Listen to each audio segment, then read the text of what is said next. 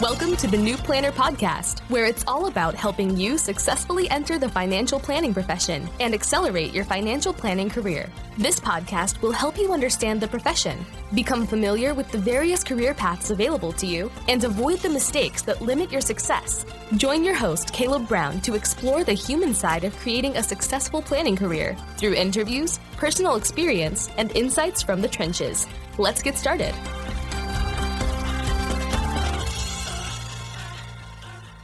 Welcome to the New Planner Podcast. This is Caleb Brown, your host.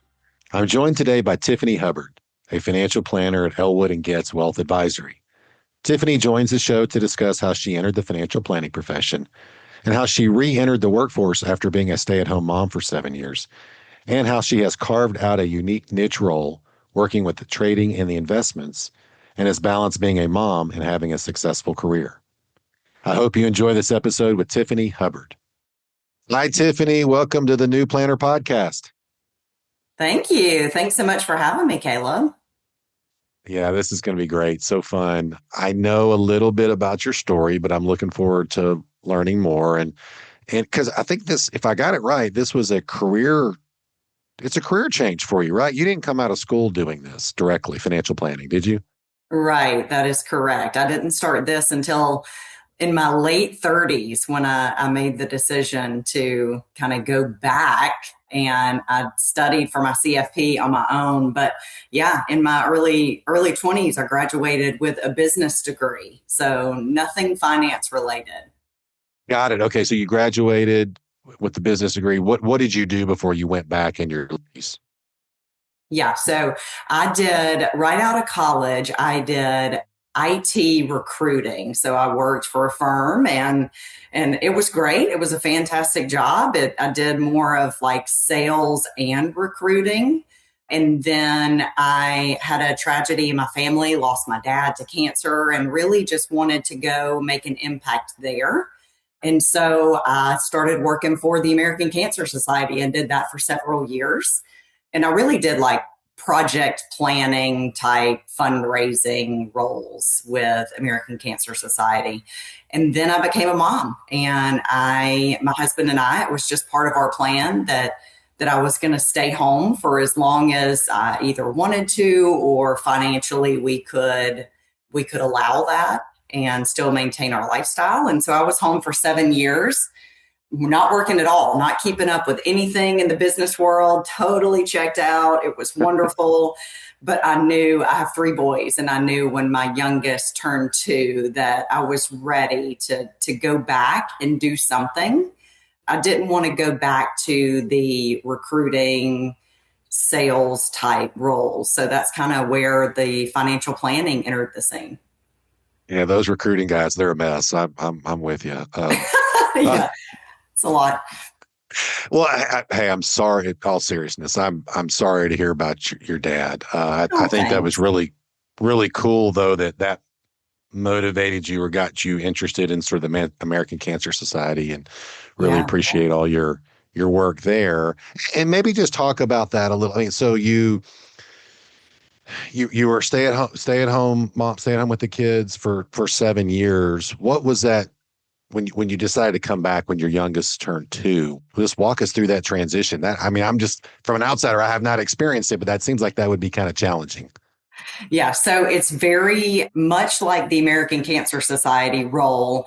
I got on fire about financial planning, and it was doing personal financial planning for my household. My husband and I got on a Dave Ramsey plan. If you know anything about him, he really gets after people for paying off all of their debt, including their home. So we were on fire with that and paid our house off. And we basically had 4 to 5 years of saying no to everything. But it was fantastic. And in the end, I just felt like it was such an accomplishment, and it was so life-changing for us as a family that I really wanted to do that for other families. So that is actually how I got into financial planning. And I started my career in that regard. So when I went back to work after being at home for 7 years, I went and worked at Merrill Lynch, very much in a support type role. I had to get my Series 7 and 66. And I just said, you know what? Why stop here? And I loved it so much, just kind of working with the clients and the advisors, that I decided I was just going to go on and get my CFP. And so I studied on Nice. my own, kind of did a self-paced program, knocked it out in 11 months. Was really excited about that. I can't tell you how long I Wow. studied, but it was probably easily 30 hours a week, but I was so excited about it, and I still am. And it's one of those accomplishments that I'm super proud of. And when I got my CFP, I felt like I had the knowledge base to really help other families with financial planning. Still very timid with it, but I saw how to do it in my own life. And really, there's a lot of plug and play in it as long as you know what you're doing. So yeah, that's kind of how I transitioned into the financial planning role. I was a senior financial planner, and then decided maybe client facing is not so much for me. And that kind of led me into the role that I'm in now, which is I still get to use my CFP in every capacity. I just kind of do it on the back end, Caleb. So I do really the investment trading for Elwood and Goetz. So I very much get to focus on asset location, really think about the tax consequences of trades that I'm making, and prioritizing in non-retirement accounts versus retirement accounts. And so I still get to use my CFP and think about financial planning, but very much in a different capacity in my current role now. So I've kind of seen a lot of different ways to use the designation. And I want to come back and unpack sort of what you're doing right now, but I Yeah. just want to go back to that transition piece. I mean, you got Merrill to hire you, so no experience, no licenses or anything. You got them to hire you just coming out of the stay-at-home mom thing. I did. And I tell you what, I will forever be grateful for that. I had a friend who I worked out with at the gym who was he was a financial planner at Merrill and had been there for years. And I just sat down and met with him and told him, kind of what I had done personally in terms of my budgeting experience, my investment management experience, really just dabbling with my husband's 401k. I didn't have a 401k of my own at that time. I did, but it was very small from American Cancer Society. I wasn't there for many years. But yeah, we just sat down and had a conversation, and he had faith in me, and I'm super grateful for that. And so that really was a true launching pad for my career in financial planning.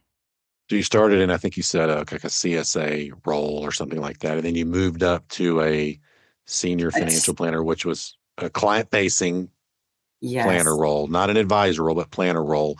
And then what was there anything there with the clients that made you think, I enjoy the work, but I don't want to be client-facing? Was there any sort of trigger point there at all? Yeah, I mean, it's so interesting that you ask that. And there's the professional piece, but there's also the personal piece. And for me, young family, 3 kids, my husband has a big job, works, travels a lot. And we just decided as a family that a more part-time role would be best for us as a family, as a whole. With his travel schedule, it was really hard for me to be able to commit to working full time, but I also didn't feel like I could give my clients everything they needed in a part-time role as a senior financial planner. So I love meeting with clients. It just felt like, in terms of the capacity that I had as an individual, I needed a different role, but I still certainly wanted to be in the space.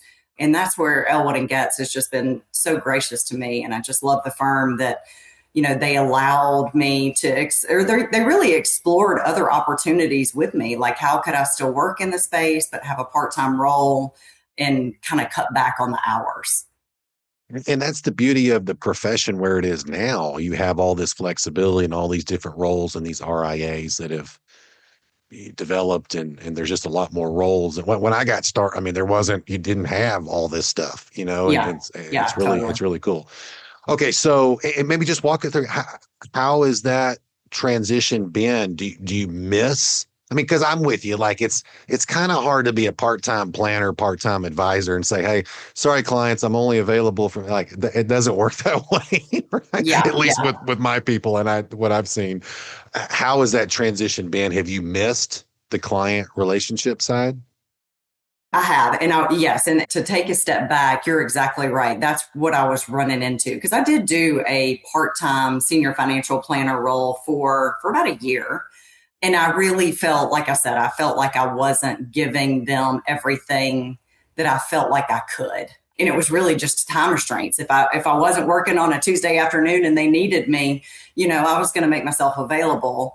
But then again, that kind of went against the part-time deal. So yeah, my current role, do I miss the client interaction? I do. However, I still feel very much like I'm a part of the client experience. So the way that it works in my role now is the senior financial and assistant financial planners will meet with the client.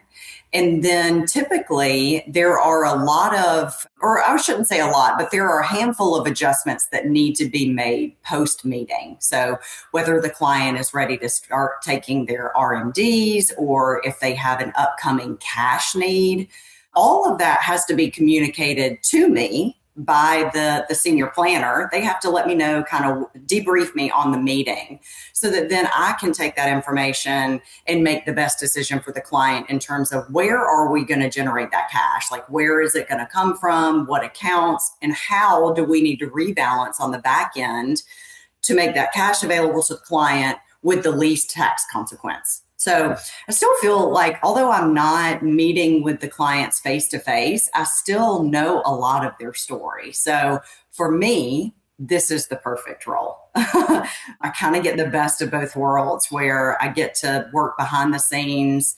independently, but I also get a lot of interaction with my colleagues, and I feel like I'm still very much a part of the client situations. You may not be on the front lines, but a very important role to get all this stuff executed in terms of the investments and the assets and getting all Totally. that moving. Yeah. Absolutely. Yeah. Okay. So it may be, I mean, I think we've got a pretty clear picture, but how do you spend most of your time or when you're working? I mean, can you maybe just talk to us about the schedule that you work and then how you spend the hours, like what you're doing? Yeah, absolutely. So I do, as a part-time employee, I do work 5 days a week, and I really focus my attention on cash flow needs for a client. So the advisors will let me know, hey, so and so needs X amount of money. Can you please free up cash for that? So I really go in and look over the portfolio. I'll see how much in capital gains we've realized year to date, do some digging there to make sense of, okay, where do I need to pull this cash from? And then I just free up cash for the client and kind of pass it back off to the advisor at that point so that they can transition or transfer that cash to the client. I also review all of our portfolios, and if they are out of tolerance, which, as you know, in a market conditions like we are experiencing of recent, that happens pretty regularly, right? We may have a run up in tech and we want to take some of those gains, realize some of those gains so that we can then reinvest them into some of the stocks or the funds that are not performing as well. So we can buy them on the low end. So we're taking gains off the top and then reinvesting them to really rebalance that portfolio on a constant basis. I mean, I know a lot of firms talk about tax loss harvesting and they may wait until the end of the year to do all of that. No, we're pretty much doing that on a regular basis. Of course, not trading when we don't need to. It has nothing to do with timing the market. But, if you look at the market yesterday, let's just use that as a good example, it was down maybe 2% or so. That's a great opportunity for us to lock in some of that so that we can then offset some gains. So we'll lock in the losses if the client is okay with it, and then be able to offset some gains in the future. So on a daily basis, Caleb, that's really what I'm doing. I mean, we are full on thinking about long-term strategies for the clients and how can we set the portfolio up today, the investment portfolio up today, to really benefit them long-term. And what kind of training did you have to go through? I mean, it sounds like, so let's start with the training, and then I want to get to, are you involved in sort of making the decision on what funds and whatever it is, vehicles out there that the firm's using, or someone else doing that? So maybe if you could just talk on that for a minute. Yeah, I love that question. In fact, I hesitate to, when I tell people what I do, and I tell them I manage investment trading for my firm. I do all of the trading for our firm. I always hesitate to say that because the first, I feel like people are going to ask me the follow-up question, well, what do you think about Google or Facebook, or, what do you think about all of these things? And Caleb, that is not my role. Okay. So I pretty much stay in my lane. We have an investment committee at ENG, and that investment committee is smart and they are very competent. They do their due diligence, all of the research to pick the various funds that we use as a firm. And I trust that, right? So I understand the funds that they choose. I know what to look for within those funds, the performance. I'm very comfortable gauging all of that, but I'm not picking individual stocks. I am not picking individual ETFs or mutual funds to buy and sell in client accounts. I am really just implementing what our investment committee puts together on a quarterly basis. So they review that constantly. And then that kind of, it's a trickle down effect. So they communicate that information to me as a trader. And then I implement. So I really just execute the trades rather than deciding what funds to buy and sell. And in terms of training, so because of what I just said, there isn't, for my role specifically, there's not a lot of, I shouldn't say not a lot of, but I don't need to have my SEMA, whereas the lead on our investment committee has his SEMA designation because he knows the ins and outs of all investments, right? Knows how to pick them. That's not my role. That's not my area of expertise. But because I have my CFP, I really find that that's super valuable in my role because I know what you learn when getting your CFP about the investment piece is really just asset location, tax loss harvesting, offsetting gains and losses. All of those things are very important from a planning standpoint. So I don't feel like I had to have a lot of training other than on the platform that we used to trade. That was kind of a learning curve. But in terms of knowing kind of how to trade in general, like from which accounts to place trades in, all of that really came from my certified financial planning experience. So it sounds like it was mostly the tech, learning the system, the trading That's system, exactly the custodian. right. Yeah. Or is it Schwab and Orion? Is that what you're using? That's correct. Yeah. So Schwab is our custodian, and we use Orion, which has a trading platform called Eclipse. So that's what our firm uses. And we do block trades, right? So at the end of every day, we submit all of the trades that we have made throughout the day. We submit that file to Schwab, and they actually execute those trades. So, which is really a good point, because that is very different from what I did at Merrill Lynch, being a broker dealer. When we were placing trades, the team that I was on, yes, we would submit those trades and they were executed immediately.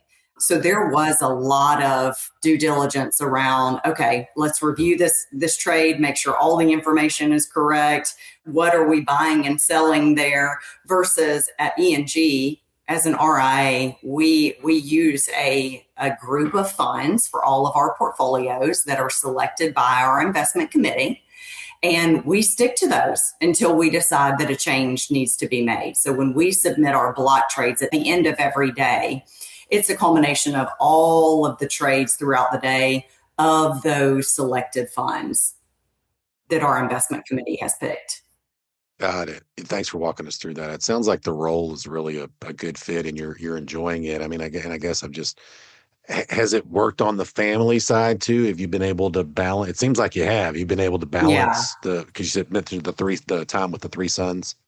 Yeah, it's fantastic. I really do feel just so grateful for the opportunity and just to have a firm that really allowed that. You were asking before, like when I went to Merrill and didn't have any experience and they just hired.